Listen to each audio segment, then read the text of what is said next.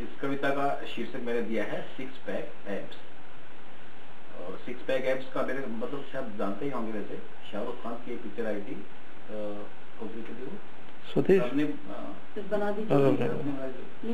उसमें नहीं था।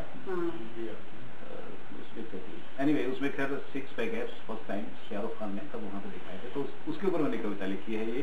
समीर जी, दुनिया को दिखलाया तो अपना फलता फूलता पेट देखकर हमें भी ये ख्याल आया कि जब 42 के होकर भी किंग खान तन से चर्बी उतार सकते हैं, तो भाई अपने घर में तो हम भी राजा हैं, फिर 2-4 एब्स तो हम भी उभार सकते हैं। आखिर वो भी तो ढलती उम्र से लड़े हैं, फिर हम कहाँ उनसे 30 साल बड़े हैं। और जब ये नेक विचार हमने अपनी धर्म पत्नी को बतलाया, तो हमारी सोच पर उनको बड़ा गुस्सा आया और क्रोधित होकर बोली, अब किस मुसीबत में पैर डालोगे? अजी शर्म नहीं आती, इस उम्र में ऐब पालोगे। मैंने कहा रे भगवान, ये ऐब नहीं एब्स कहलाता है, 6 पैक एब्स। वो बोली, एक ही तो बात है, जब ऐब हो अनेक तो एब्स बन जाता है। यानी ऐब का बहुवचन ऐब। अब उनकी भाषा का सामान्य ज्ञान देखकर हम तो सख्ते में आ गए, और हमें अपने कॉलेज के वो पहले दिन याद आ गए जब 11वीं पास कर हमने स्कूल छोड़ा था और नया कॉलेज से नाता जोड़ा था, और जब पहले दिन सीनियर्स ने धर दबोचा और ये कमांड दी कि a fresher wish your senior. अब भले हम government boys higher secondary school से निकल कर आए थे, पर इंग्लिश में तो हमने भी टॉप मार्क्स पाए थे, इसलिए जब वो बोला विश योर सीनियर, तो हमने भी बड़े आत्मविश्वास से मुंह खोला और कहा आई विश यू सर। इस पर उसने जमकर ठाका लगाया, एक तमाचा हमें लगाया, और मेरी इंग्लिश में क्या कमी थी ये बात मैं आज तक समझ नहीं पाया। वाह वाह, बहुत बढ़िया, बहुत बढ़िया। लेकिन उस दिन तो मैंने पत्नी से कहा, भाई तुमने तो भाषा की गर्दन ही मरोड़ डाली और एक ही बार में हिंदी इंग्लिश दोनों की टांग तोड़ डाली। लेकिन फिर भी ये बात हमने मन में ठानी और पत्नी को छोड़ एक करीना सी हसीना की सलाह मानी। और फिर 6 पैक एब्स का ऐसा चढ़ा बुखार कि रोज सुबह शाम को जिम और खाने में अपनाया सात्विक आहार।